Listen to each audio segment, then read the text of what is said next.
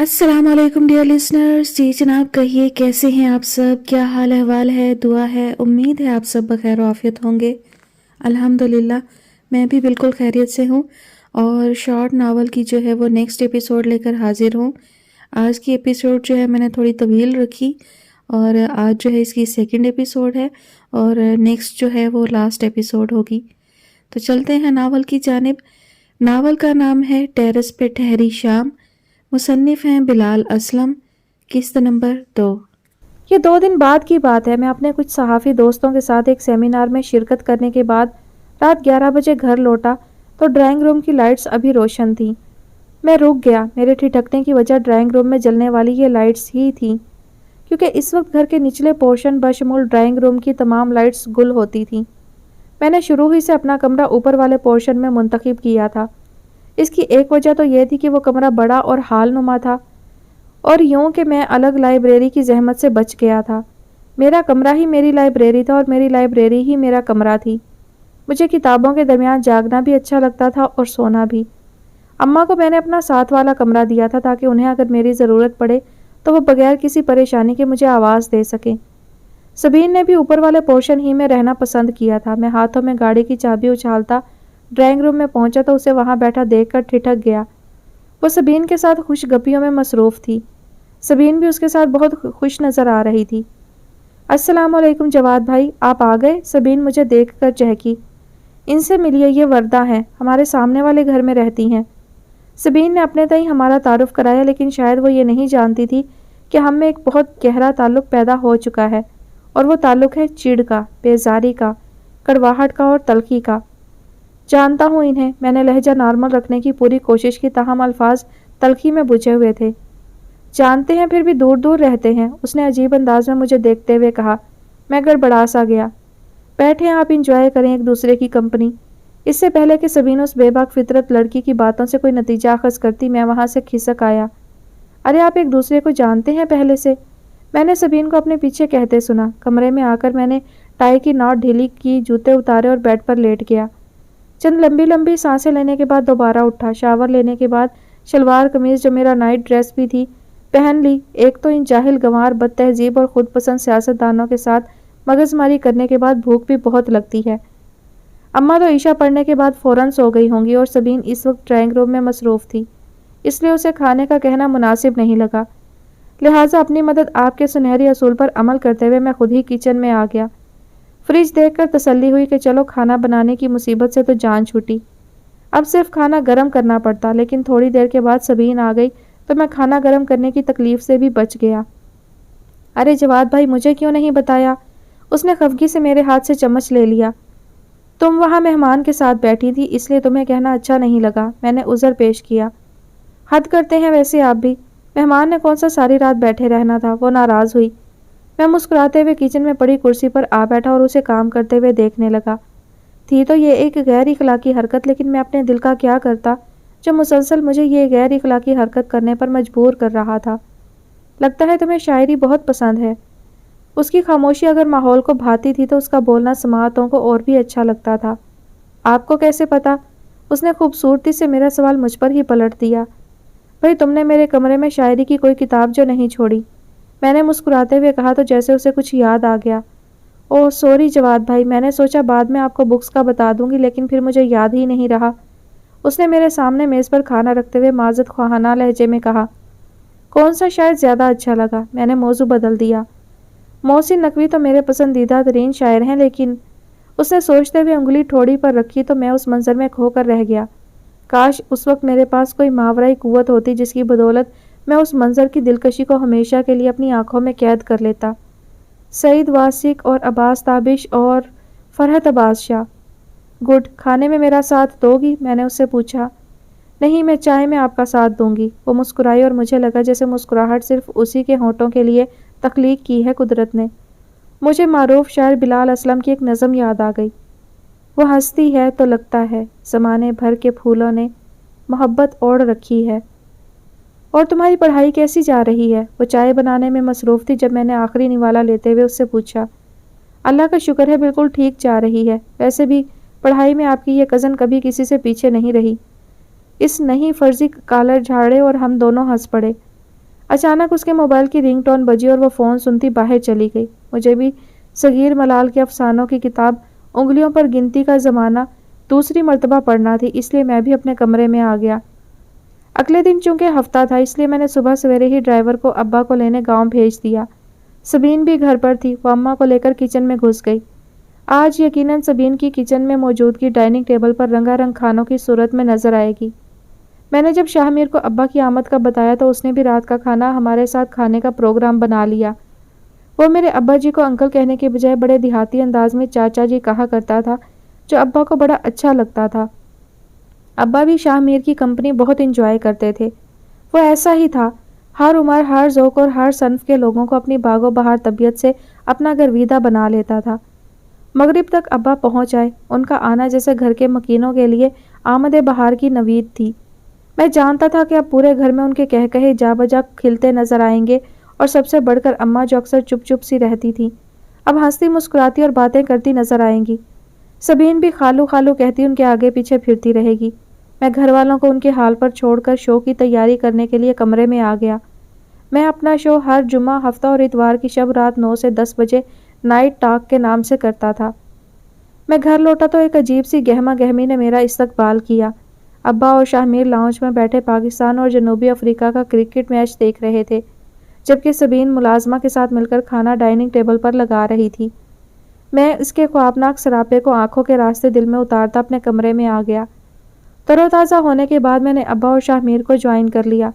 شاہ میر ابا کو پاکستانی اوپنر فخر زمان کی ان پوشیدہ صلاحیتوں کے بارے میں آگاہ کر رہا تھا جو غالباً اس میں تھی ہی نہیں، کیونکہ آخری 10 اننگز میں موصوف کا سب سے بڑا سکور محض 37 رنز تھا۔ اس کے علاوہ بھی نہ تو اس کی کوئی تکنیک تھی اور نہ ہی اس کی شاٹ سلیکشن درست تھی۔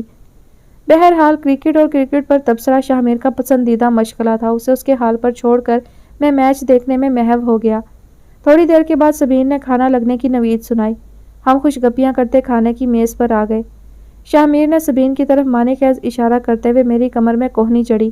میں بلا اٹھا، تاہم وقت ایسا تھا کہ میں اس کے ساتھ کسی قسم کی دھینگا مشتی کا متحمل نہیں ہو سکتا تھا، لہٰذا اس کی اس نامعقول حرکت سے صرف نظر کیا اور کھانا کھانے لگا۔ کھانے کے دوران بھی مختلف موضوعات پر گفتگو ہوتی رہی۔ شاہ میر اور سبین بھی پڑھائی اور اپنی پسند و ناپسند سے متعلق باتیں کرتے رہے۔ ساتھ ساتھ شاہ میر نے میری کمر سینکنے کا شغل بھی جاری رکھا۔ کھانا خوشگوار ماحول میں کھایا گیا۔ کھانے کے بعد سبز چائے کا دور چلا۔ رات کے 12:30 بجے یہ محفل اختتام پذیر ہوئی۔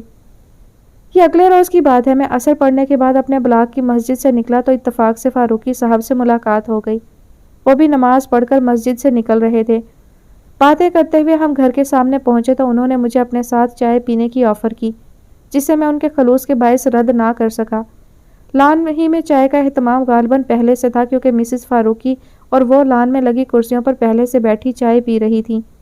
مجھے دیکھ کر وردہ نے ایک معنی خیز سی مسکراہٹ میری طرف اچھالی۔ میں بدمزہ سا ہوا۔ ہاں، یہ ضرور ہوا کہ وردہ سے متعلق میرے محسوسات مزید سخت ہو گئے۔ اگر وہ اس قسم کی اوچھی حرکتیں کرنا چھوڑ دیتی تو ممکن تھا کہ میری اس سے متعلق رائے تبدیل ہو جاتی، لیکن فی الوقت وہ میری گڈ بکس میں کہیں نہیں تھی۔ البتہ مسز فاروقی، جنہیں میں ذکیہ آنٹی کہا کرتا تھا، ان سے مل کر بہت اچھا لگا۔ وہ بالکل میری اماں جیسی تھیں، حلیم طبع، نرم خو، پرخلوص اور وفادار۔ ان سے مل کر یہ احساس نہیں ہوتا تھا کہ آپ کا اس باوقار خاتون سے کوئی رشتہ نہیں ہے۔ سیاست فاروقی صاحب اور میرا مشترکہ پسندیدہ موضوع تھا، لہٰذا جب سیاست پر بات شروع ہوئی تو وقت کا پتہ ہی نہیں چلا۔ 10-15 منٹ کی متوقع گفتگو گھنٹوں میں تبدیل ہو گئی۔ دونوں معزز خواتین اکتا کر پہلے ہی جا چکی تھیں، تاہم جب لان کی سرسبز و شاداب گھاس میں ملگجے اندھیرے اگنا شروع ہوئے تو بادل نخواستہ ہم بھی اٹھ کھڑے ہوئے۔ فاروقی صاحب کا اصرار تھا کہ میں کھانا کھا کر جاؤں، تاہم آج کے دن میرا ایسا کوئی ارادہ نہیں تھا۔ البتہ جلد اگلی ملاقات کا وعدہ کر کے میں نے ان سے رخصت چاہی۔ زندگی نے بڑی عجیب کروٹ لی تھی۔ سبین گزرتے وقت کے ساتھ میری روح کے ریشوں تک اتر چکی تھی۔ میں روز ہی اس سے اظہار محبت کا ارادہ کرتا اور روز ہی یہ ارادہ میری کم ہمتی کی وجہ سے ٹوٹ جاتا۔ پتہ نہیں کس کم بخت نے کہا تھا کہ مرد مضبوط ہوتا ہے۔ محبت کے نازک معاملات میں مرد اور عورت دونوں یکساں ہیں۔ دونوں ہی کی خواہش ہوتی ہے اظہار پہلے دوسرے کی طرف سے ہو، خفیہ اور رومانوی ملاقاتوں کے تسلسل کی ابتدا دوسرا کرے۔ اس پہلے دوسرے کی کشمکش میں کتنا پانی سر سے گزر چکا ہے، اس کا ادراک جب ہوتا ہے تو کفِ افسوس ملنے کے سوا کچھ باقی نہیں رہتا۔ سب کچھ جھجک کی دبیز دھند میں اوجھل ہوتا چلا جاتا ہے۔ کیا میں اس سے کبھی اظہار نہیں کر پاؤں گا؟ ایک دن میں نے سوچا اور اس کا جواب دل کی طرف سے آنے سے پہلے میں پسینے میں شرابور ہو گیا۔ نہیں۔ جواب بڑا واضح تھا کیونکہ میں ابھی اپنے اندر وہ ہمت نہیں پاتا تھا جو اس ماؤنٹ ایورسٹ کو طے کرنے میں درکار ہوتی ہے۔ ابھی اور انتظار باقی تھا۔ انتظار، انتظار، انتظار، جانے ان محبت کرنے والوں کی زندگی انتظار سے شروع ہو کر انتظار پر ہی کیوں ختم ہو جاتی ہے۔ دوسری مشکل یہ تھی کہ ابھی سبین کی طرف سے ایسا کوئی اشارہ نہیں ملا تھا جس سے پتہ چلتا کہ وہ مجھ میں دلچسپی رکھتی ہے۔ اگر اس کی طرف سے ذرا سا بھی گرین سگنل ملتا تو میں شاید اب تک یہ مشکل کام کر چکا ہوتا۔ اماں کا ووٹ پہلے ہی اپنی طرف کر چکا تھا، رہ گئے ابا تو ان کی خوشی اماں اور مجھ سے الگ تھوڑی تھی۔ میں نے شاہ میر کا نمبر ملایا، وہ مصروف جا رہا تھا۔ میں نے موبائل بیڈ پر پٹک دیا۔ 80,000 کا موبائل میں فرش پر پٹکنے کا متحمل نہیں ہو سکتا تھا۔ لگا ہوگا اپنی کسی غلط فرینڈ کے ساتھ، میں نے تلخی سے سوچا۔ اگر دل کے مختار کل کو دل کا رازداں بنا لیا جائے تو کیا حرج ہے؟ کیوں نہ کچھ وقت سبین کے ساتھ گزارا جائے، میں نے سوچا۔ یہ خیال ہی میرے لیے خوشکن تھا، اس کے ساتھ گزرنے والا ایک ایک لمحہ میرے لیے کسی نعمت غیر مترقبہ سے کم نہیں تھا۔ وہ اپنے کمرے میں نوٹ بک پر جھکی کچھ لکھنے میں مصروف تھی۔ اس نے ڈھیلا ڈھالا سا جوڑا باندھا ہوا تھا۔ ایک لٹ اس کے بائیں رخسار سے چھیڑخانی کرتی نظر آ رہی تھی۔ میری نظر اس کے بیٹھنے کے اس انداز میں الجھ کر رہ گئی۔ میرا ارتکاز اس کے چونکنے پر ٹوٹا جب اس نے مجھے اپنی طرف بغیر پلکیں جھپکاتے دیکھتے پایا۔ او، آپ کب آئے جواد بھائی؟ وہ اپنی کتابیں سمیٹتے ہوئے بولی۔ کاش کچھ دیر پہلے کا منظر میری آنکھوں میں منجمد ہو جاتا اور میں ہمیشہ اس منظر کو اپنی آنکھوں میں قید کر لیتا۔ کچھ مناظر خوبصورت نہ ہونے کے باوجود بھی سب کی توجہ اپنی جانب کھینچ لیتے ہیں۔ ان کی گرفت سے آنکھیں چھڑانا بہت مشکل ہو جاتا ہے۔ یہ منظر بھی انہی مناظر میں سے ایک تھا۔ نہ چاہتے ہوئے بھی مجھے اس لمحے کے طلسم سے نکلنا پڑا۔ اپنے اس ہونے والے نقصان کے دکھ سے بمشکل جان چھڑائی اور آگے بڑھ کر صوفے پر بیٹھ گیا۔ آج آپ کو میری یاد کیسے آ گئی؟ وہ مسکراتے ہوئے میری طرف متوجہ ہوئی۔ میرا دل چاہا کہ اسے کہہ دوں کہ تمہاری یاد کسی پل چین سے نہیں بیٹھنے دیتی۔ یہ ایک ایک پل میں مجھے کئی بار مارتی ہے اور کئی بار زندہ کرتی ہے۔ لیکن یہ دل کی باتیں تھیں، دل ہی میں رہتی تو اچھا تھا۔ زبان تک آ جاتی تو بہت طوفان اٹھتے، بہت آندھیاں چلتی۔ سو میں نے دل کی بات دل ہی میں رکھی، زبان تک لانے کی غلطی نہیں کی۔ بس ایسے ہی دل چاہا کہ تم سے تھوڑی دیر گپ شپ کروں۔ تم مصروف تو نہیں تھی؟ اپنی بات کے اختتام پر میں نے اس سے پوچھا۔ وہ قاعدہ کے انداز میں بیٹھنے کے بعد قمیض کو گھٹنوں پر پھیلاتے ہوئے بولی، اگر مصروف ہوتی بھی تو آپ کے لیے اس مصروفیت سے دستبردار ہونا میرے لیے خوشی کا باعث ہوتا۔ دل خوش فہم عجیب انداز میں دھڑکا۔ تو کیا میں اس کے لیے اتنا اہم ہوں کہ وہ اپنی بڑی سے بڑی مصروفیت ترک کر سکتی ہے؟ کیا وہ مجھے خو دے رہی ہے کہ میں اس کے وقت کو اس کی مرضی کے بغیر اپنی منشا کے مطابق گزار سکتا ہوں، اس کی کلائی پکڑ کر چوڑیاں توڑنے کی خواہش پوری کر سکوں؟ کیا ہوا؟ اس نے ذرا سا آگے جھک کر میرے چہرے کے سامنے ہاتھ لہرایا تو میں چونکا۔ کچھ نہیں، میں بوکھلا سا گیا۔ اس عمر میں یوں ہی بیٹھے بیٹھے سوچوں میں گم ہو جانا اور پھر چونک جانا کوئی اچھی علامت نہیں۔ وہ شوق ہوئی تو میں جھیپ گیا۔ نہیں، ایسی تو کوئی بات نہیں۔ میں نے خود کو کمپوز کیا اور خجالت مٹانے کے لیے یوں ہی پوچھ لیا، کیا کر رہی تھی؟ کچھ خاص نہیں، بس نوٹس تیار کر رہی تھی۔ اس نے اپنے سامنے بند پڑی کتابوں کو دیکھتے ہوئے کہا۔ اگر پڑھائی میں کوئی مسئلہ ہے تو کسی ٹیوٹر کا انتظام کر دوں؟ اس کی آنکھوں میں ایک شریر سی چمک پیدا ہوئی۔ دیکھ لیجئے، ٹیوٹر زیادہ ہینڈسم نہیں ہونا چاہیے کیونکہ اکثر لڑکیاں ٹیوٹر کے ساتھ ہی بھاگ جاتی ہیں۔ میں ہکا بکا اسے دیکھتا رہ گیا۔ یہ اچھا اور بازاری پن نہیں تھا بلکہ اس کی شخصیت کا اعتماد تھا جو اس کی گفتگو سے جھلکتا تھا۔ تمہیں بھاگنے کی ضرورت نہیں ہے، اگر کوئی پسند آ جائے تو بلا جھجک کہہ دینا، میں خود تمہیں اس کے ساتھ رخصت کروں گا۔ رفتہ رفتہ میرا اعتماد بھی بحال ہونا شروع ہو گیا۔ یہ آپ دل سے کہہ رہے ہیں؟ اس نے اچانک ہی پوچھ لیا۔ میں گڑبڑا سا گیا۔ ہاں، یوں ہی اضطراری طور پر میرے منہ سے نکل گیا۔ میری گڑبڑاہٹ دیکھ کر اس نے ایک زوردار قہقہا لگایا اور میں مزید نروس ہو گیا۔ دن تشویشناک ہوتے جا رہے تھے اور راتیں سنگین سے سنگین تر۔ مجھے اب معلوم ہوا تھا کہ محبت کتنی طاقتور ہے۔ یہ انسان کے شب و روز بدلنے پر قادر ہے، انسان کی فطرت کے بہاؤ کا رخ موڑ سکتی ہے۔ ہاں، محبت کچھ بھی کر سکتی ہے۔ سبین میرے گھر میں میرے ساتھ رہتی تھی۔ وہ جب پاس نہیں بھی ہوتی تھی تب بھی مجھے کبھی خود سے دور محسوس نہیں ہوئی۔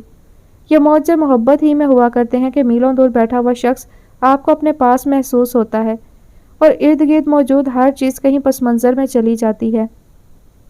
میرے دن رات بھی انہی دو کاموں کے لیے وقف ہو چکے تھے، ایک اپنی پیشہ ورانہ مصروفیات کے لیے اور دوسرے سبین کے خیالات کے لیے۔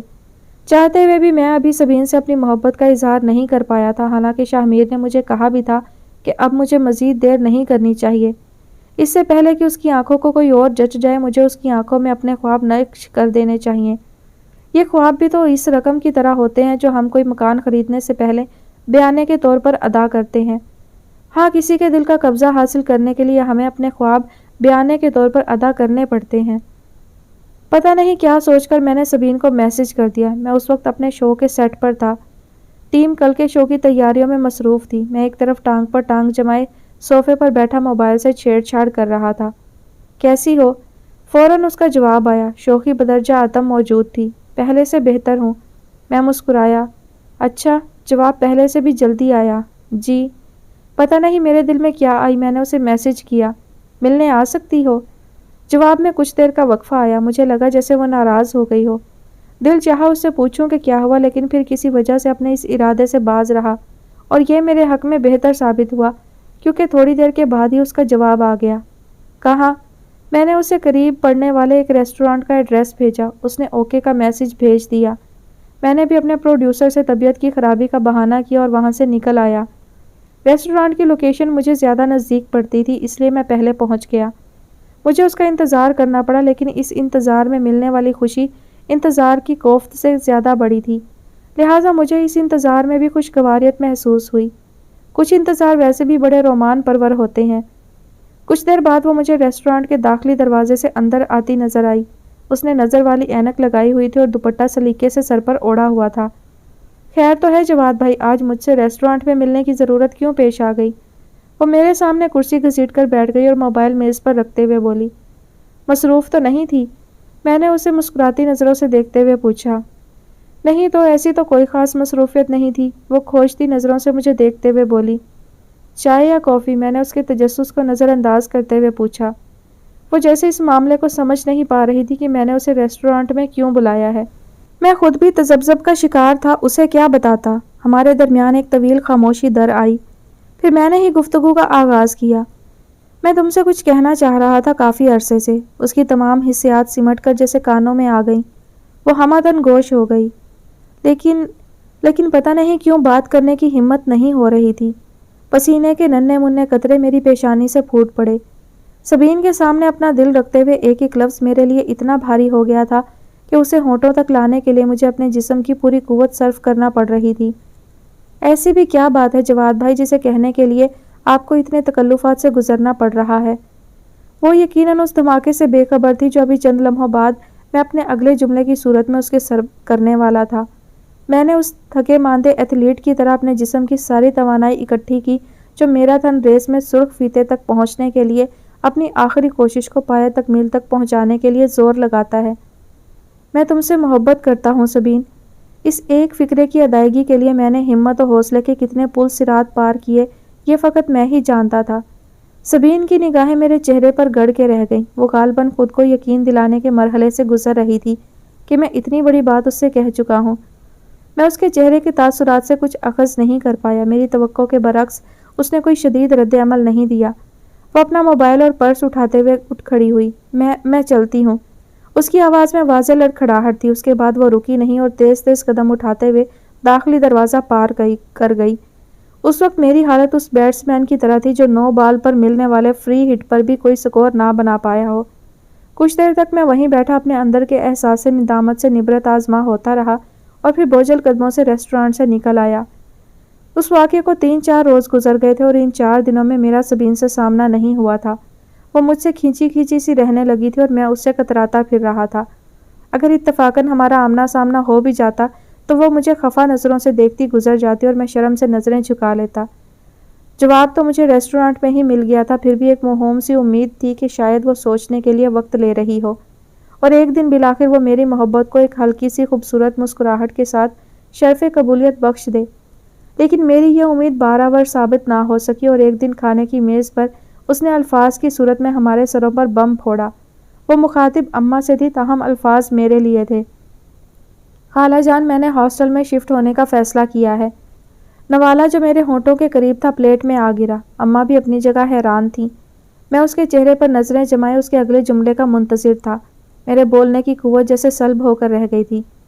اصل میں خالہ جان، ہمارے فائنل سیمسٹر کے ایگزامز میں بس چند ہی دن رہ گئے ہیں اور ہم سب کلاس فیلوز نے ڈیسائیڈ کیا ہے کہ ہمیں کمبائنڈ اسٹڈی کے لیے ہاسٹل شفٹ ہو جانا چاہیے۔ کچھ تو پہلے ہی سے ہاسٹل میں رہ رہی ہیں، بس چند ایک ہیں جو گھر سے آتی جاتی ہیں۔ اپنی بات کے اختتام پر اس نے ہم دونوں ماں بیٹے پر ایک سرسری سی نظر ڈالی اور پھر ہمارے جواب کا انتظار کرنے لگی۔ ہم ماں بیٹے پر تو جیسے سکتے کا عالم طاری تھا، پھر اس حیرت کی سلیب کو اماں کی آواز نے چکنا چور کیا۔ پر سبین پتر، یہ فیصلہ اتنا اچانک کیوں؟ کیا ہماری کوئی بات بری لگی تمہیں یا پھر کسی نے کچھ کہا ہے تمہیں؟ اماں کی تسلی کے لیے کمبائنڈ اسٹڈیز کا بہانہ غالباً ناکافی تھا۔ انہیں شاید اپنی بہن اور بہنوئی کے سامنے شرمندہ ہونے کا خدشہ تھا کہ اگر ان کی طرف سے یا ان کے بیٹے کی طرف سے سبین کو کوئی تکلیف پہنچی ہے تو وہ ان دونوں کا ساری زندگی کیسے سامنا کریں گی۔ ارے نہیں نہیں خالہ، ایسی تو کوئی بات نہیں، آپ سب نے تو مجھے بہت پیار بہت محبت دی ہے۔ آخری الفاظ اس نے میری جانب دیکھ کر کہے تھے۔ میں نظریں چرا گیا۔ جواد پتر، تو بھی تو کچھ بولنا، روکنا سبین دی کو۔ میں جو اس معاملے میں ابھی تک یکسر خاموش تھا، اماں نے مجھے بھی گھسیٹ لیا، اور سچ تو یہ ہے کہ وہ میری وجہ سے جا رہی تھی۔ یہ بات صرف میں ہی جانتا تھا کہ اس تمام تر قصے کا ذمہ دار میں ہوں۔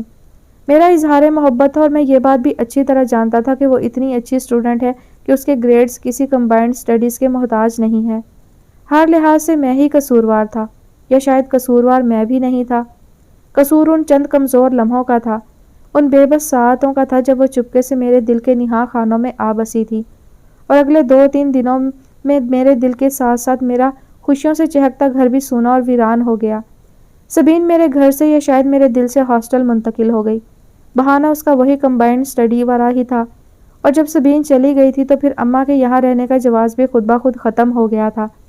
حالانکہ میں نے اماں کو بہت روکا کہ اپنے اس بد نصیب بیٹے کو اکیلا چھوڑ کر نہ جائیں۔ دنیا کی سب سے مہرباں ہستی اماں نے بھی میری ایک بات نہ سنی۔ وہ ویسے بھی سارے دن اتنے بڑے گھر میں اکیلے رہتے ہوئے اکتا گئی تھی۔ پہلے تو سبین نے ان کا دل لگایا ہوا تھا، لیکن وہ ان کے بیٹے سے دل نہ لگا پائی تھی۔ اماں اور سبین کے جانے کے بعد میں ہر طرح سے تہی دامہ ہو گیا تھا۔ گھر کی ایک ایک چیز جیسے مجھے کاٹنے کو دوڑتی تھی۔ سبین کی باتیں، اس کے خوش رنگ کہکہے، اس کی کھنکتی چوڑیاں ہر جگہ میرا پیچھا کرتیں۔ جب یادیں ناقابل برداشت ہو گئیں تو میں نے اپنے چینل سے چند دن کی چھٹی لی اور ناران کاغان کی دل فریب وادیوں میں گم ہو گیا۔ واپس آیا تو وہی ویران گھر تھا اور وہی سنسناتی تنہائی تھی۔ یہ کچھ دنوں کے بعد کی بات ہے جب میں اپنے اندھیرے کمرے میں سگریٹ پھونکتے اور سبین کی یادوں سے لڑتے لڑتے سو گیا تو کچھ دیر بعد مجھے اپنے بالوں میں کسی کی نرم انگلیوں کی سرسراہٹ محسوس ہوئی۔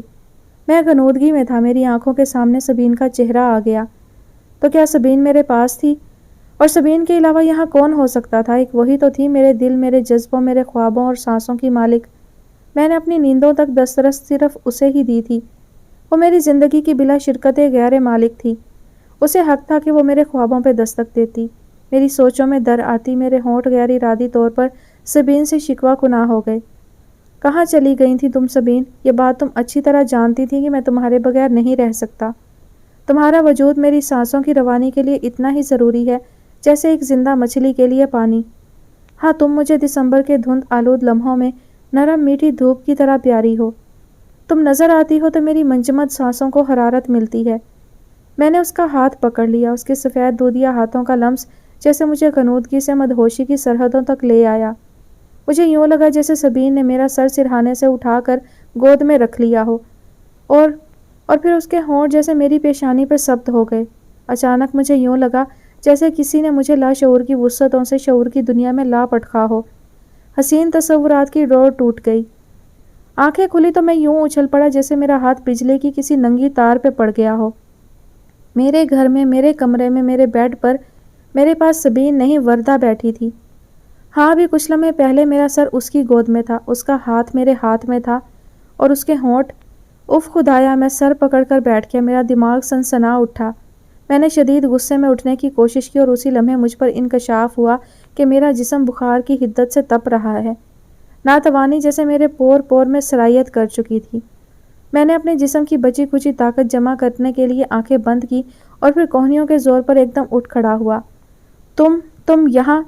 غصے کی شدت میں بولنا میرے لیے ایک کار دشوار ثابت ہو رہا تھا۔ وہ میں بولنا اس کے لیے بھی جیسے آسان نہ رہا تھا۔ کیا وہ لگا رکھی ہے؟ تم میرے کمرے میں پہنچی کیسے؟ تمہیں میرے کمرے میں آنے کس نے دیا؟ میرا بس نہیں چل رہا تھا کہ اپنے ملازموں کو لائن میں کھڑا کر کے ایک ایک کو 70 کوڑے مرواؤں اور ایک ایک سے پوچھوں کہ میرا گھر چوراہا کب سے بن گیا کہ جس کا جب جی چاہتا ہے منہ اٹھا کر چلا آتا ہے۔ تاہم خود پر قابو پانے کے باوجود میں اپنے لہجے کی تلخی کو چھپا نہیں پا رہا تھا، اور پھر میرے کچھ سوچنے سمجھنے اور بولنے سے پہلے وہ ہوا کہ میں فقط دیکھنے کے سوا کچھ نہ کر سکا۔ وہ ایک دم میرے قدموں میں گری اور میرے پیروں سے لپٹ گئی۔ وہ بلک بلک کر رو رہی تھی۔ اس کا جسم یوں جھٹکے کھا رہا تھا جیسے سلور کے برتن میں پانی ابل رہا ہو۔ میں نے پیچھے ہٹ کر اپنے پاؤں اس کی گرفت سے چھڑانے چاہے، تاہم وہ میرے پیروں کو کسی صورت چھوڑنے کو تیار نہیں تھی اور میرے پیروں کے ساتھ ہی گھسٹتی چلی آئی۔ میری سوچنے سمجھنے کی صلاحیتیں جیسے سلب ہو کر رہ گئی تھیں، اور پھر اس کی روتی بلکتی آواز میرے کانوں تک پہنچی۔ جواد پلیز، خدا کے لیے اپنی محبت میری جھولی میں ڈال دیں، اپنی محبت مجھے بھیک میں دے دیں، اپنی اس بھکارن کو ناکام و نامراد مت لوٹائیں۔ وہ گڑ گڑا رہی تھی۔ اس کی خوبصورت پیشانی میرے پیروں پر جا گری۔ میں ساری عمر آپ کی داسی بن کر رہوں گی، آپ جس جگہ جس حال میں رکھیں گے ہنسی خوشی رہ لوں گی، بس مجھے اپنا نام دے دیں۔ یہ وردہ مجھے اس وردہ سے بہت مختلف لگی جس شوخ و چنچل اور آزاد خیال وردہ سے میرا اکثر سامنا رہتا تھا۔ یہ وردہ تو بہت مجبور، لاچار اور بے بس نظر آ رہی تھی۔ ہاں، یہ وردہ بہت انوکھی تھی، یا شاید محبت نے اسے انوکھا بنا دیا تھا۔ میری برداشت بالآخر جواب دے گئی۔ میں نے اسے کاندھوں سے پکڑ کر اپنے سامنے کھڑا کیا۔ میری نظر اس کے آنسوؤں سے دھلے دھلائے چہرے پر جیسے جم کر رہ گئی۔ وہ آنسوؤں سے تر چہرہ لیے اپنی تمام تر محبت سمیت میرے دل کے بند کواڑوں پر دستک دے رہی تھی۔ وہ کواڑ جن کے عقب میں سبین کی محبت اپنی تمام تر حشر سامانیوں کے ساتھ براجمان تھی۔ وہ کواڑ جن کو میں نے کسی مقدس مقام کا درجہ دے رکھا تھا۔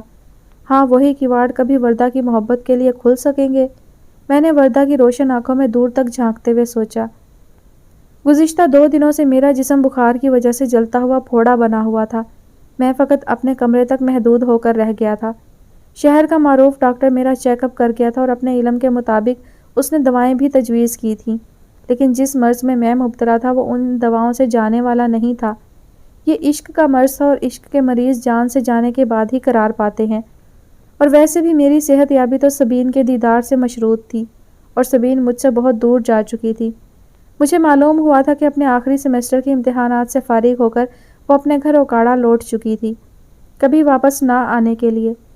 نوکر رات دن میری تیمارداری میں لگے ہوئے تھے۔ اماں کو میں نے جان بوجھ کر اپنی بیماری کے بارے میں نہیں بتایا تھا۔ بیماری کیا تھی؟ بس ہلکا سا بخار تھا جو آج کل میں ٹھیک ہو جاتا۔ پتہ نہیں کیوں کبھی کبھی میرا دل چاہتا کہ سب کچھ چھوڑ چھاڑ کر اپنے گاؤں، اپنے گھر لوٹ جاؤں، جہاں میری ماں کی سادہ سی چادر تلے سکون اور راحت کے لامحدود چشمے پھوٹتے تھے اور ممتا کے دلکش جھرنے بہتے تھے، جہاں ابا کی خاموش جھیلوں ایسی محبت میرا انتظار کر رہی تھی۔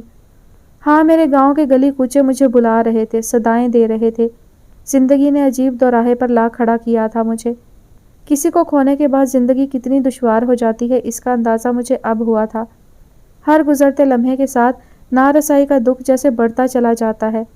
میں محبت کرنے کے بعد ان پانیوں میں اتر چکا تھا جن کے کناروں پر کھڑے ہو کر ان کی گہرائیوں کا پتہ نہیں چلتا۔ ادراک اور حیرتوں کے دروازے مجھ پر کھل رہے تھے، راستوں کی دشواریاں سامنے آ رہی تھیں، اور محبت کی حقیقت مجھ پر واضح ہو رہی تھی۔ اس دن بھی میں سبین کی یادوں سے لڑتے لڑتے بالآخر ہار گیا۔ میں نے گاڑی نکالی اور اوکاڑا کی طرف نکل کھڑا ہوا۔ راستے بھر میرا ذہن سبین ہی میں اٹکا رہا۔ پتہ نہیں کیوں سبین کے علاوہ میں کچھ سوچ ہی نہیں پاتا تھا۔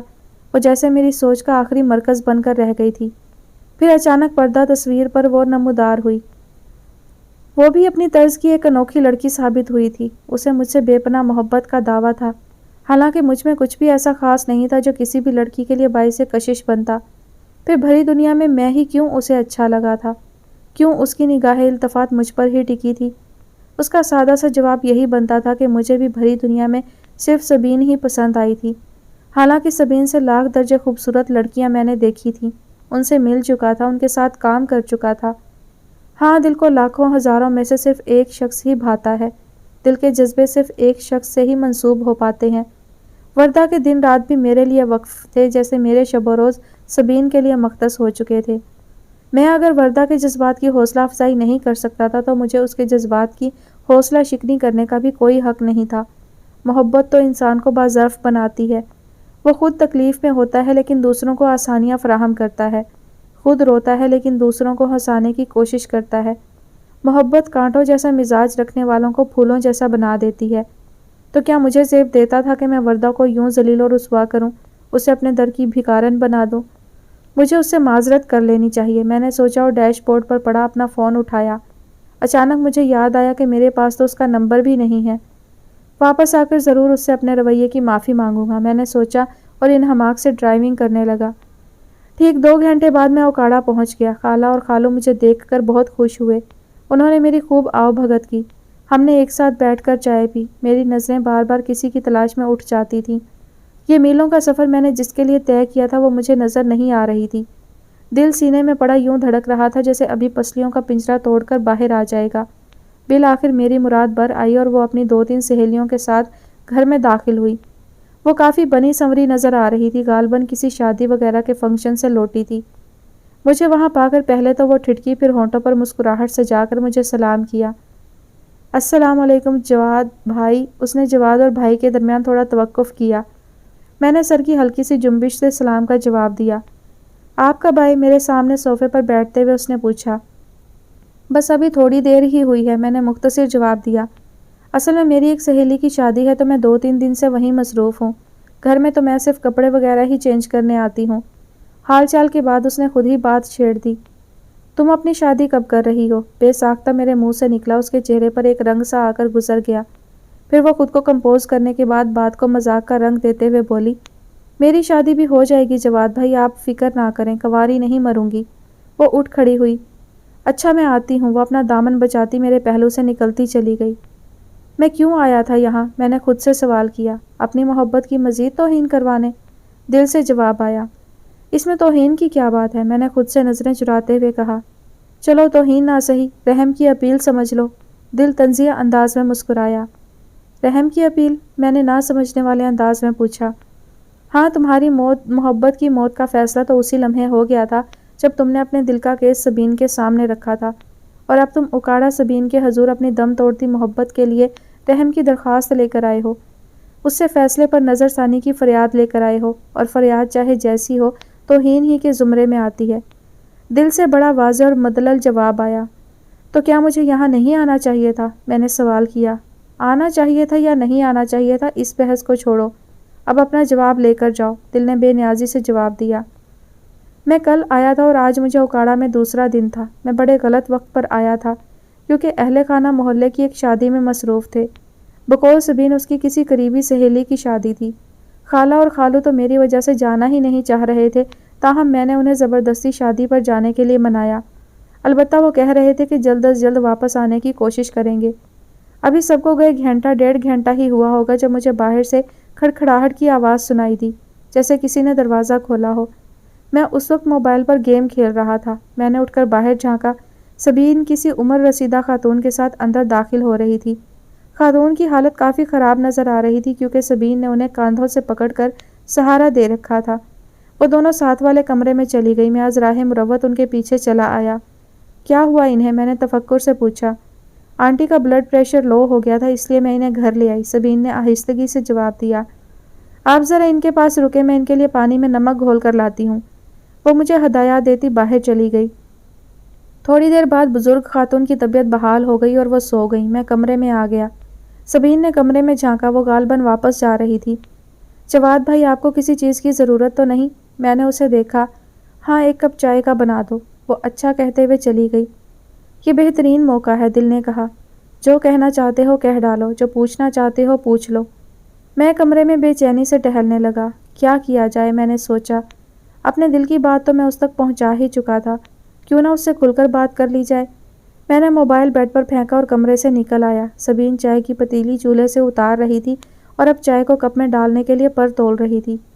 میں اس کے سر پر پہنچ گیا۔ اس سے پہلے کہ وہ کچھ سمجھتی میں نے اسے کلائی سے پکڑا اور کھینچتا ہوا کچن سے باہر لے آیا۔ چائے کی پتیلی اس کے ہاتھ سے چھوٹی اور سلیب سے ٹکرانے کے بعد فرش پر گر گئی۔ چوڑیاں جو اس نے سوٹ کے ساتھ میچ کر رکھی تھیں اپنے ساتھ ہونے والی اس زبردستی پر احتجاج کرتی ایک ایک کر کے ٹوٹتی چلی گئیں۔ میں نے اسے بیڈ پر پھینکا۔ وہ ہکا بکا مجھے دیکھتی چلی گئی اور پھر جلدی اسے احساس ہوا کہ خالی حیران ہونے سے کچھ نہیں ہونے والا۔ یہ کیا بدتمیزی ہے جواد بھائی؟ وہ ایک دم غصے میں اٹھ کھڑی ہوئی۔ یہ کون سا طریقہ ہے کسی سے بات کرنے کا؟ وہ بفری ہوئی شیرنی کی طرح چنگھاڑ رہی تھی۔ میں بغیر پلکیں جھپکائے اسے دیکھتا چلا گیا۔ آخر آپ چاہتے کیا ہیں؟ وہ تڑح کر بولی۔ تمہیں؟ بے اختیار میرے ہونٹوں سے نکلا۔ What naan sense! وہ جھنجھلائی۔ میں سینے پہ ہاتھ باندھتے ہوئے اس کے بالکل قریب جا کھڑا ہوا۔ ہٹیں پلیز، راستہ دیں۔ وہ مجھے ایک طرف دھکیل کر نکلنا چاہ رہی تھی۔ میں نے اسے کلائی سے پکڑ کر اپنے سامنے کیا اور سخت لہجے میں بولا، جواب دے کر جاؤ۔ توازن برقرار رکھنے کی کوشش میں وہ گرتے گرتے بچی۔ کیا سننا چاہتے ہیں آپ؟ وہ ایک دم ہتھے سے اکھڑ گئی۔ یہی نہ کہ میں آپ سے محبت کرتی ہوں یا نہیں؟ تو اچھی طرح اپنے کان کے کیڑے جھاڑ کر سن لیں۔ مجھے نہ پہلے آپ میں کوئی دلچسپی تھی اور نہ اب ہے۔ میں نے کبھی آپ کو اس نظر سے نہیں دیکھا۔ آپ کے لیے میرے دل میں تھوڑی سی جگہ بھی نہیں۔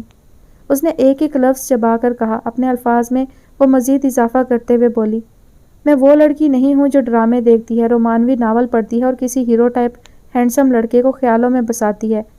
میں شاعری پڑھ کر ٹھنڈی آہیں نہیں بھرتی، حقیقت میں جیتی ہوں اور حقیقت میں رہنا پسند کرتی ہوں۔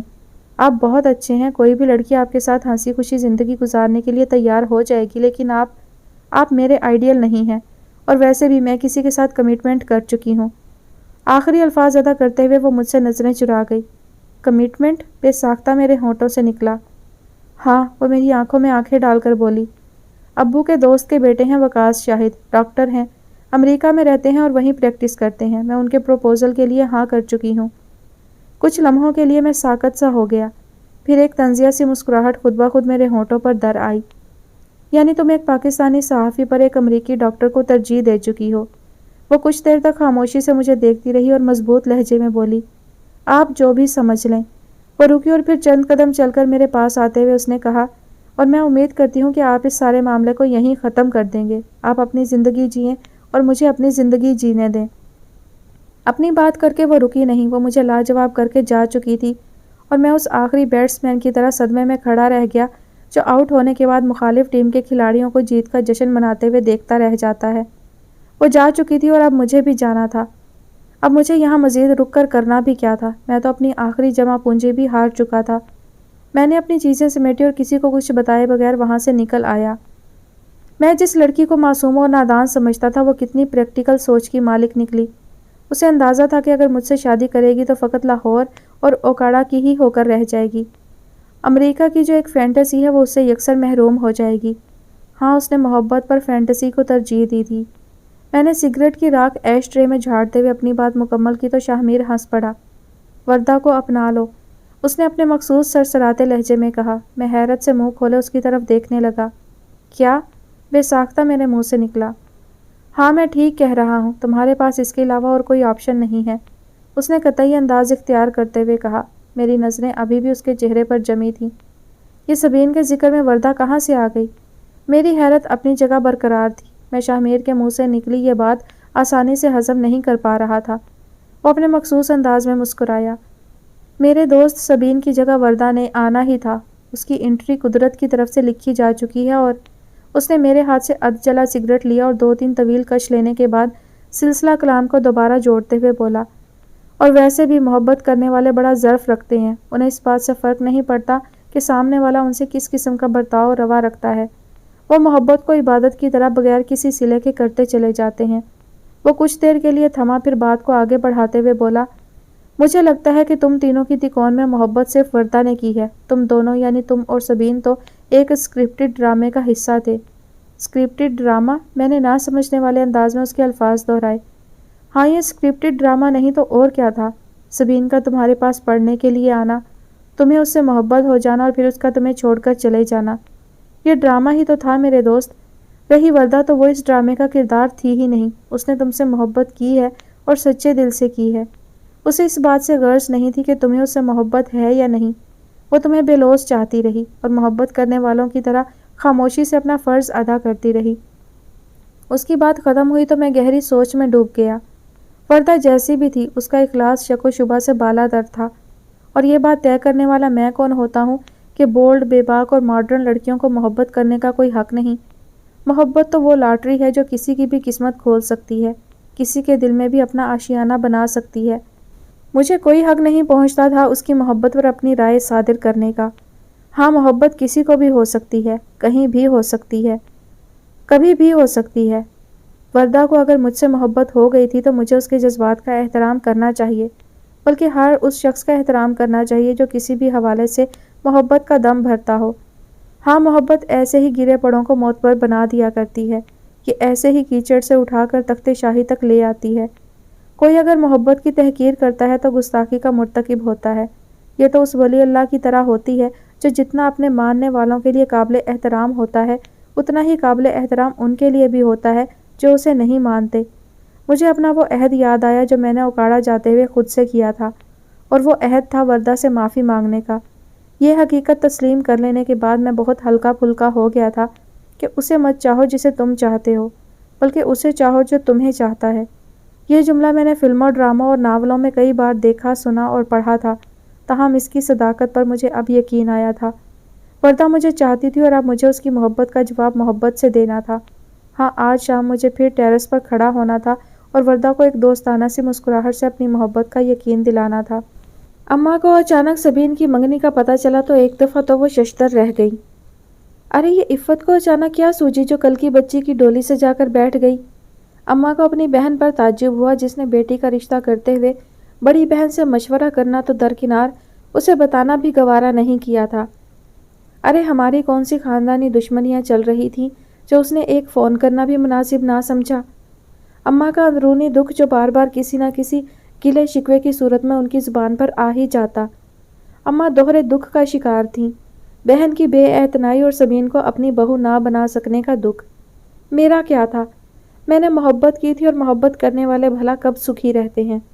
وہ تو محبت کا خراج دیتے دیتے اپنی آخری سانس تک لٹا بیٹھتے ہیں۔ ارے چھوڑیں اماں، آپ بھی کیا باتیں لے کر بیٹھ گئی ہیں؟ انہوں نے جہاں مناسب سمجھا بیٹی کا رشتہ کر دیا، اب وہ ہم سے اجازت تو لینے سے رہے، میں نے بیزاری سے کہا۔ اب سبین کی منگنی والے موضوع سے مجھے چڑ سی ہونے لگی تھی۔ ابا جو اب تک خاموش بیٹھے ہم ماں بیٹے کی گفتگو سن رہے تھے، بالآخر بول پڑے۔ جواد پتر، بات اجازت لینے یا نہ لینے کی نہیں ہے۔ عفت تیری ماں کی چھوٹی بہن ہے، تیری سگی خالہ ہے، کم از کم اسے ہمیں فون کر کے بتانا تو چاہیے تھا۔ وہ تو اگر سبین تیری ماں کو فون کر کے نہ بتاتی تو ہمیں تو پتہ ہی نہ چلتا۔ ایسا پہلی بار ہوا تھا کہ ابا کسی کے خلاف شکایت زبان پر لائے تھے، ورنہ میں نے ابا کو کبھی کسی سے بیر مول لیتے ہوئے نہیں دیکھا تھا۔ ابا جی ان کی کوئی مجبوری رہی ہوگی، میں نے سبین اور اس کے والدین کا کمزور سا دفاع کیا۔ او کیڑی مجبوری؟ ابا پھٹ پڑے۔ میں نے اور تیری ماں نے پروگرام بنایا ہوا تھا ان کے گھر تیرا رشتہ لے کر جانے کا۔ ابا کی بات پر میں انہیں ہکا بکا دیکھنے لگا۔ یہ پروگرام کب بنایا آپ نے؟ میں نے اماں اور ابا دونوں کو ایک ساتھ حیرانی سے دیکھتے ہوئے پوچھا۔ او پتر، مجھے تیری ماں نے بتایا تھا کہ تو سبین میں دلچسپی رکھتا ہے، اور میں نے اسی وقت تیری ماں سے کہا تھا کہ ہم دونوں کل ہی چلیں گے اکاڑا، احتشام اور عفت سے سبین کا تیرے لیے ہاتھ مانگنے۔ اور جب فون کیا تو احتشام کہنے لگا کہ بھاجی اس کام کے لیے نہ آنا، ہم نے سبین کا رشتہ کر دیا ہے۔ ابا اس وقت شدید غصے میں تھے۔ میں نے براہ راست ابا کی آنکھوں میں دیکھا اور مجھے ان کی آنکھیں واضح طور پر چمکتی نظر آئیں۔ ہاں، ابا کی آنکھیں گیلی تھیں، اور ابا جی کا درد میں اچھی طرح سمجھ رہا تھا۔ آج سے پہلے کبھی ایسا نہیں ہوا تھا کہ میں نے کوئی چیز مانگی ہو اور ابا نے انکار کیا ہو یا وہ چیز نہ دے پائے ہوں۔ آج پہلی مرتبہ وہ مجھے بے بس دکھائی دے رہے تھے۔ ابا کے لیے یہ دکھ سب سے بڑھ کر تھا کہ میں نے کسی کو پسند کیا اور وہ مجھے نہیں دے پائے۔ چھوڑیں، ابا جی ان کی بیٹی تھی اور جہاں انہوں نے مناسب سمجھا وہاں اس کا رشتہ کر دیا۔ میں نے ابا کی تسلی کے لیے بھی وہی بات کی جو اس سے پہلے اماں کو سمجھانے کے لیے کر چکا تھا۔ کہنے کو تو میں نے یہ بات کہہ دی تھی، لیکن یہ فقط میرا دل ہی جانتا تھا کہ سبین سے دستبردار ہونا میرے لیے کس قدر تکلیف دہ تھا۔ میرے اندر اتنی کرچیاں ہوئیں کہ ان کی چبھن نے میرے ایک ایک جذبے کو کئی کئی بار زخمی کیا۔ میرے خواب خواب ہی رہ گئے اور ان کی تعبیریں منہ تکتی رہ گئیں۔ بعض اوقات قریبی رشتے اس قدر مایوس کرتے ہیں کہ سمجھ ہی نہیں آتی کہ ان کی طوطا چشمی پر کیا کیا جائے۔ کچھ بھی ہو، میں ایک دفعہ تو ضرور جاؤں گی عفت کے پاس، اماں نے اٹل لہجے میں کہا تو میں جھنجھلا گیا۔ اماں خدا کے لیے چھوڑ دیں یہ ضد۔ سبین ہماری قسمت میں نہیں تھی اس لیے نہیں ملی، اب میں ایسا گیا گزرا بھی نہیں ہوں کہ سبین کے علاوہ مجھے کوئی اور لڑکی ملے گی ہی نہیں۔ میں نے کہا تو اماں تڑپ تڑپ گئیں۔ ارے میرے بیٹے جیسا ہے کوئی دنیا میں تو لائن لگا دوں گی تیرے لیے لڑکیوں کی، اماں نے جیسے دنیا کی ہر لڑکی کے والدین کو چیلنج کرتے ہوئے کہا۔ بس تو پھر نکال دیں سبین کا خیال اپنے ذہن سے اور اسے خوش رہنے کی دعا دیں۔ میں نے اماں کو کاندھے سے تھام کر انہیں اپنے ساتھ لگاتے ہوئے کہا، ہم تو اس کا خیال ذہن سے نکال دیں گے، مگر کیا تم ایسا کر پاؤ گے؟ ابا کی گمبھیر آواز میرے کانوں میں پڑی تو میں دہل کر رہ گیا۔ ابا واقعی ٹھیک کہہ رہے تھے۔ سبین کا خیال ہی تو میری چلتی سانسوں کا باعث تھا، اسے سوچنا ہی تو میری زندگی کی واحد وجہ تھا۔ میں ابا سے نظریں چرا گیا۔ ابا جی، بے شک کچھ لوگ ہماری زندگی میں اہم ہوتے ہیں، مگر اتنے اہم بھی نہیں ہوتے کہ ان کے لیے اپنے اوپر زندگی کی خوشیاں حرام کر لی جائیں۔ اور جہاں تک میری شادی کی بات ہے تو میں شادی ضرور کروں گا، اور سبین کی شادی سے پہلے کروں گا۔ میں نے لہجے کو گمبھیر بناتے ہوئے کہا تو اماں اور ابا نے ایک ساتھ میری طرف دیکھا، اور پھر میں نے اماں اور ابا کو وردہ کے گھر کا رستہ دکھا دیا۔ اگلی صبح اماں اور ابا لاہور چلے گئے۔ اسی شام جب وہ واپس لوٹے تو ان کے ہاتھ میں مٹھائیوں کے بہت سے ٹوکرے تھے۔ دونوں میاں بیوی کے چہرے خوشی سے یوں کھلے ہوئے تھے جیسے وہ دنیا جہاں کی خوشیاں اپنے دامن میں سمیٹ لائے ہوں۔ ابا نے آتے ہی مجھے گلے سے لگا لیا۔ او پتر، مبارک ہو تجھے، فاروقی صاحب نے ہاں کر دی ہے، بلکہ وہ تو ہماری ہی راہ دیکھ رہے تھے، کہہ رہے تھے چودھری صاحب بڑا انتظار کروایا آپ نے۔ ابا کے لہجے کی کھنک بتا رہی تھی کہ وہ بے انتہا خوش ہیں۔ میں جواباً مسکرا کر رہ گیا۔ میرے لیے سبین کی جدائی کے بعد جیسے ہر خوشی بے معنی ہو کر رہ گئی تھی۔ سکھ اپنا مفہوم کھو بیٹھا تھا۔ میں اماں اور ابا کو ان کی خوشیوں کے ساتھ چھوڑ کر کمرے میں آ گیا۔ آپ محلے کے ہر گھر میں مٹھائی کا ڈبہ خود دے آئیں جواد کے ابا، میں شکرانے کے نفل ادا کر لوں۔ مجھے اپنے عقب میں اماں کی خوشی سے مخمور آواز سنائی دی۔ ابھی میں کمرے میں پہنچا ہی تھا جب میرے موبائل کی رنگ ٹون بج اٹھی۔ وردہ کی کال تھی۔ کال ریسیو نہ کرنے کا کوئی جواز نہیں بچا تھا۔ میں نے اوکے کر کے فون کان سے لگا لیا۔ کیسے ہیں آپ؟ مجھے وردہ کی آواز فتح کے نشے میں ڈوبی ہوئی محسوس ہوئی۔ ٹھیک ہوں، تم سناؤ، میں نے سرسری سا انداز اپنایا۔ میں پہلے ٹھیک نہیں تھی، وہ زومانی انداز میں بولی تو میں جھینپ گیا۔ ہم مردوں کے اندر بھی کہیں نہ کہیں تھوڑی بہت عورت ضرور چھپی ہوتی ہے جو پیار کا اظہار چاہتی ہے اور جو ذرا سی محبت جتانے پر شرما سی جاتی ہے۔ لیکن اب تمہیں ٹھیک رہنا پڑے گا کیونکہ اب تم میری ہو، تمہارا حق ملکیت میرے نام ہو چکا ہے، میں نے شرارتی انداز میں کہا۔ ہائے، اس نے ایک ٹھنڈی سانس لی۔ آپ کے منہ سے یہ سب سننے کے لیے میں کتنی اذیتوں سے گزری ہوں شاید آپ کو معلوم نہیں۔ بہت ستایا ہے آپ نے مجھے، بہت رلایا ہے قسم سے، بہت ظالم ہیں آپ، وہ کہتی رہی اور میں خاموشی سے سنتا رہا۔ مجرم حاضر ہے، جو سزا دینا چاہو منظور ہے، میں نے فراخ دلی کا مظاہرہ کرتے ہوئے کہا۔ بالکل، سزا تو ہوگی اور میری مرضی کی ہوگی۔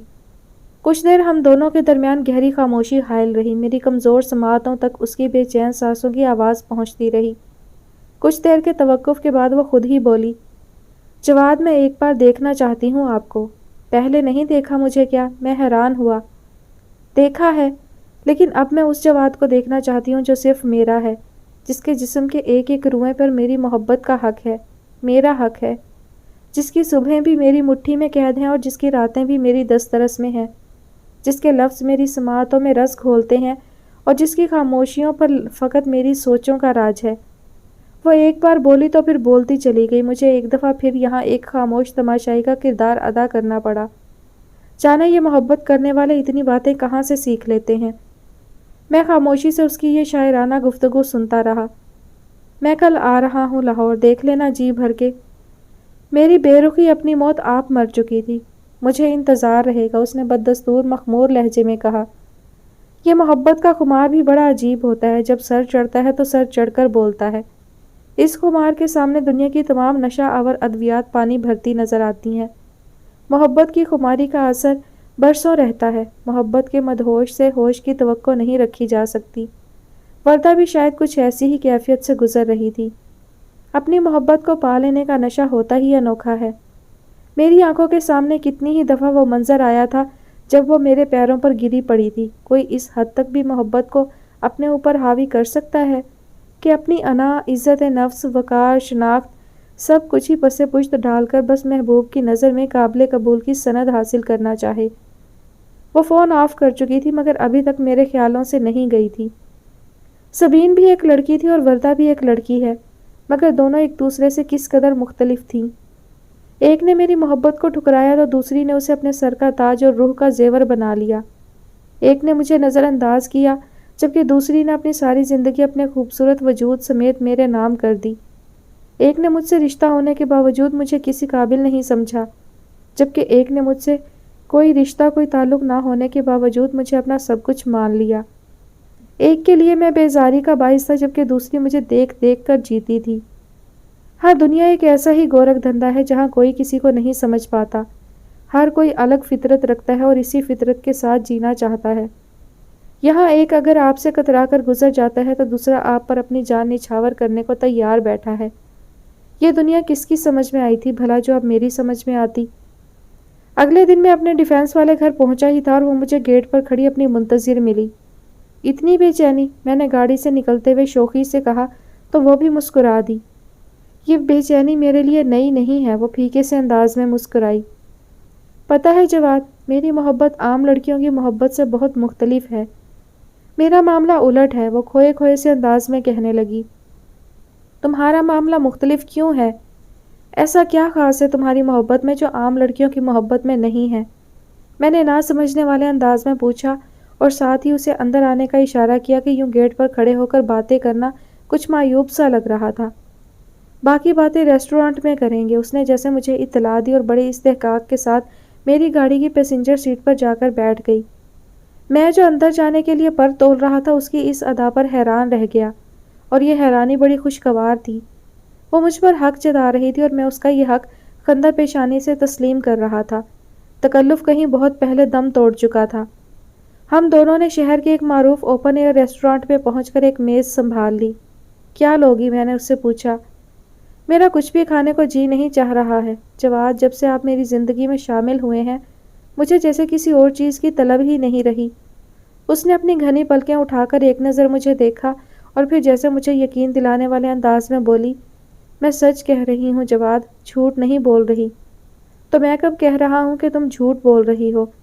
مجھے تمہارے اخلاص پر رتی برابر بھی شبہ نہیں۔ میں نے اس کے نازک ہاتھ پر اپنا ہاتھ رکھ کر اس کے کہے ایک ایک لفظ پر مہر تصدیق ثبت کی تو وہ ہولے سے مسکرا دی۔ لیکن محترمہ، صرف محبت سے پیٹ نہیں بھرتا، اس کے لیے کچھ نہ کچھ کھانا پڑتا ہے۔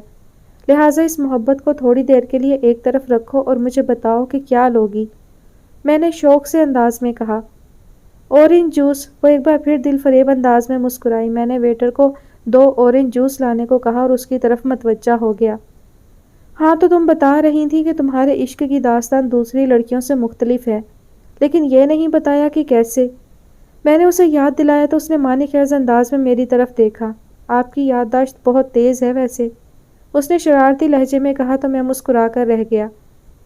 جواد، عام طور پر لڑکیاں محبت کی کہانی میں محبوبہ کا رول نبھاتی نظر آتی ہیں، لیکن اپنی محبت کی کہانی میں میں نے عاشق کا رول ادا کیا ہے۔ میں نے خیالوں ہی خیالوں میں ایک عاشق کی طرح ہی آپ کی ہر ادا کو اپنی سوچوں میں بسایا ہے، ایک عاشق کی طرح ہی دل کے ہاتھوں مجبور ہو کر آپ کا تعقب کیا ہے۔ آپ کی غیر موجودگی میں کتنی ہی دفعہ آپ کے گھر آ کر آپ کی ایک ایک چیز کو بیک وقت محبت اور حیرت بھری نگاہوں سے دیکھا ہے۔ آپ کے جھوٹے برتنوں سے آپ کا چھوڑا ہوا کھانا کھایا ہے۔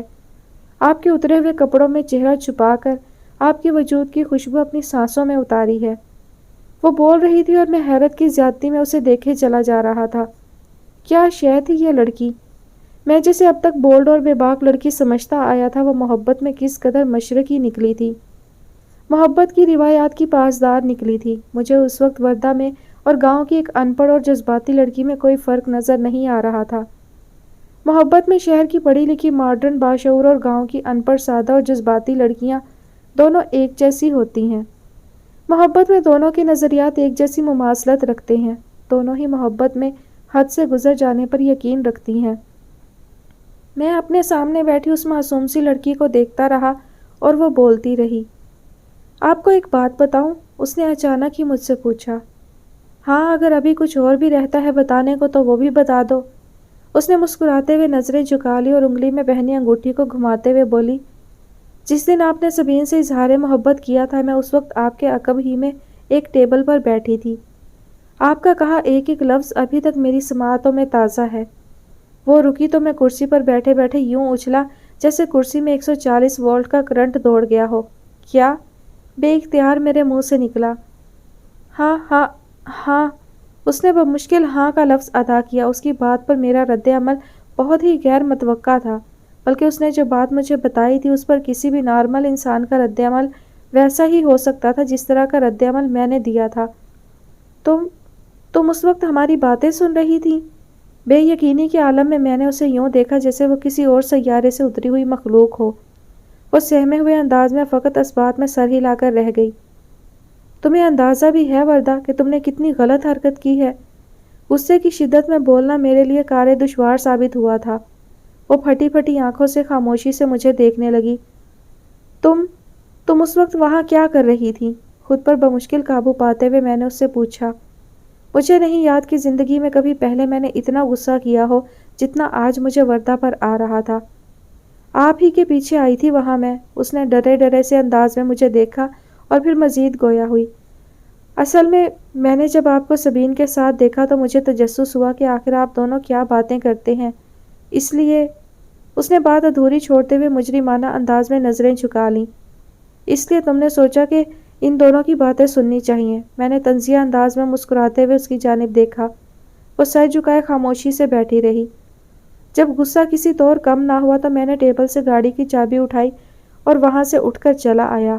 وردہ مجھے پیچھے سے آوازیں دیتی رہ گئی مگر میں نے سنی انسنی کر دی۔ گھر آنے کے بعد میں نے موبائل فون نکال کر دیکھا تو وردہ کی بہت سی کالز اسکرین پر ظاہر ہو رہی تھیں۔ میں نے فون پاور آف کر کے رکھ دیا۔ میں اس وقت اس سے بات نہیں کرنا چاہتا تھا۔ میرا اس کے خلاف غصہ کسی طور کم ہونے میں نہیں آ رہا تھا۔ اگر اس کیفیت میں اس کی کال سن لیتا تو ہو سکتا تھا کہ میرے منہ سے کوئی الٹی سیدھی بات نکل جاتی۔ اس لیے مناسب یہی تھا کہ میں اس کی کال ہی نہ سنوں۔ منگنی کے اوائل ہی میں اس طرح کی کشیدگی کوئی اچھا شگون نہیں تھی۔ اس سے اس نوزائیدہ تعلق میں دراڑ پڑ سکتی تھی، مگر وردہ نے حرکت ہی ایسی کی تھی کہ میں شدید خواہش کے باوجود خود اس سے رابطہ نہ کر سکا۔ ایک دو دن بعد میرا غصہ خود بخود ہی ٹھنڈا ہو گیا تھا۔ اب تو شاید مجھے وہ بات یاد ہی نہیں رہی تھی جس کی وجہ سے میں وردہ سے ناراض تھا۔ خیر اسی دن اس کی کال آ گئی۔ میں نے اوکے کرنے کے بعد فون کان سے لگا لیا۔ ہاں بولو، میں نے لہجے کو کسی حد تک کرخت بناتے ہوئے کہا۔ اصل میں اس پر ظاہر نہیں کرنا چاہتا تھا کہ میری اس سے ناراضگی ختم ہو گئی ہے۔ میں چاہتا تھا کہ اسے اپنی غلطی کا احساس ہو جائے۔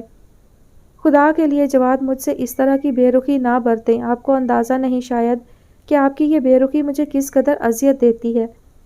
اس کی روندی ہوئی آواز مجھے سنائی دی تو میں بے چین ہو گیا، مگر میں نے یہاں بھی ظاہر نہیں ہونے دیا کہ اس کا رونا مجھے کسی طرح کی بے قراری میں مبتلا کر رہا ہے۔ پلیز وردہ مجھ سے یہ فلمی ڈائیلاگ بازی نہ کیا کرو، میں نے بیزار سے انداز میں کہا۔ میں آپ سے معافی مانگتی ہوں، وہ بس انجانے میں ایک غلطی سرزد ہو گئی تھی۔ جس بات میں مجھے معلوم نہیں کہ میں انجانے میں غلط حرکت کرنے جا رہی ہوں، اس نے نادم سے انداز میں کہا۔ اس کی آواز ابھی بھی بھرائی ہوئی سی تھی۔ اچھا ٹھیک ہے، پلیز رونا تو بند کرو، مجھے واقعتاً اس کا رونا تکلیف دے رہا تھا۔ آپ مجھ سے ناراض تو نہیں ہے نا؟ اس نے معصومانہ انداز میں مجھ سے پوچھا تو اس سے ناراض ہونے کے باوجود میں مسکرا دیا۔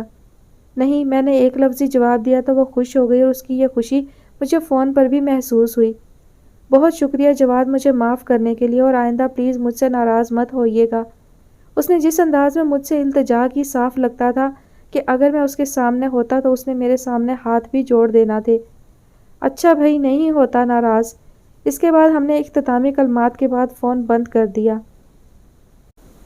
رات کا نہ جانے کون سا پہر تھا جب موبائل کی رنگ ٹون سے میری آنکھ کھلی۔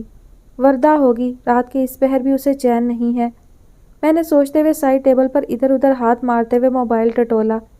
موبائل اسکرین پر درج نام پڑھ کر میری نیند جیسے لمحوں میں ہوا ہو گئی اور میری آنکھیں حیرت سے پھٹنے کو آ گئیں۔ سبین کی کال تھی۔ ہیلو جواد بھائی، آپ سو رہے تھے؟ جیسے ہی میں نے فون یس کر کے کان سے لگایا تو وہ نروس سے انداز میں مجھ سے مخاطب ہوئی۔ رات کے 1:30 بجے ہر شریف انسان سویا ہی ہوتا ہے۔ میں نے ایک بڑی سی جماہی لیتے ہوئے سامنے گھڑی پر وقت دیکھا، 1:30 بج رہے تھے۔ میں نے اٹھ کر بیٹھتے ہوئے کراؤن سے ٹیک لگا لی۔ تم بتاؤ آج مجھے کیسے یاد کیا؟ میں نے آنکھوں پر انگلیوں کا دباؤ دیتے ہوئے پوچھا۔ کیا میں آپ کو کال نہیں کر سکتی؟ اس نے خفگی سے پوچھا۔ یقیناً کر سکتی ہو، میں نے جواب دیا۔ ابھی تک ناراض ہیں؟ اس نے آہستہ سے پوچھا۔ کیوں؟ میں نے تم سے کیوں ناراض ہونا ہے بھلا؟ میں نے بظاہر سرسری سا انداز اپناتے ہوئے کہا تو میری چشم تصور میں وہ اذیت ناک منظر ایک بار پھر تازہ ہو گیا جب اس نے مجھے رد کرتے ہوئے ایک امریکی ڈاکٹر کو ترجیح دی تھی۔ آپ نے کبھی مجھے فون نہیں کیا، اس نے گلہ کیا۔ بھئی کوئی کام ہوگا تو فون کروں گا نا، اب خواہ فون کر کے تو تمہیں پریشان کرنے سے رہا۔ طنز کر رہے ہیں؟ وہ ایک بار پھر آہستگی سے گویا ہوئی۔ چھوڑو، کیا باتیں لے کر بیٹھ گئی ہو، میں نے موضوع بدلنے کی کوشش کرتے ہوئے کہا۔ پرانی باتوں کا مطلب کھرنٹ لگے زخموں کو کھرچنا تھا اور میں اس تکلیف سے دوبارہ نہیں گزرنا چاہتا تھا۔ میں نے ویسے آپ کو مبارکباد دینے کے لیے فون کیا تھا۔ کیسی مبارکباد؟ میں نے نہ سمجھنے والے انداز میں پوچھا۔ آپ کی منگنی کی، اس نے آہستہ سے کہا تو میں نے اوہ کہتے ہوئے ہونٹ سکیڑے۔ تمہیں کس نے بتایا؟ میں نے یوں ہی پوچھ لیا۔ اسی نے جس سے آپ کی منگنی ہوئی ہے۔ وردہ نے؟ حیرت کی زیادتی کے باعث میرے منہ سے فقط اتنا ہی نکل سکا۔ پتہ نہیں کیوں مگر آج کل ہر بندہ مجھے حیران کرنے پر تلا بیٹھا تھا۔ وردہ کا رابطہ ہے تمہارے ساتھ؟ میں نے اسی حیرت کے زیر اثر اس سے پوچھ لیا۔ جی بالکل ہے، اس نے بتایا تو میں فقط اچھا کہہ کر رہ گیا۔ کیوں، وردہ کا میرے ساتھ رابطے میں رہنا آپ کو اچھا نہیں لگا؟ اس نے مشکوک سے انداز میں پوچھا۔ میں نے ایسا تو نہیں کہا، اس کی خوامخواہ کی قیاس آرائیوں پر مجھے حقیقتاً افسوس ہوا۔ میں اس سے زیادہ بات نہیں کرنا چاہتا تھا، لہٰذا چند رسمی باتوں کے بعد میں نے اللہ حافظ کہہ دیا۔ یہی سبین تھی جس کی باتیں سننے کے لیے میرے کان ترس جاتے تھے۔ اس کی ایک جھلک دیکھنے کے لیے میری آنکھیں ہر طرح کی ریاضت سے گزرنے کے لیے ہمہ وقت تیار رہتی تھی۔ آج اسی سبین کے الفاظ میری سماعتوں کو مجروح کر رہے تھے۔ آج اسی سبین کا چہرہ اگر سامنے آ جاتا تو سوچیں منتشر کرنے لگتا تھا۔ بعض تعلقات آپ کے وجود پر کتنی جلدی بوجھ بن جایا کرتے ہیں۔ ہاں، بعض رشتے ایسے ہی ہوتے ہیں جن کی تہ میں بیزاریت کی کائی چھپی ہوتی ہے۔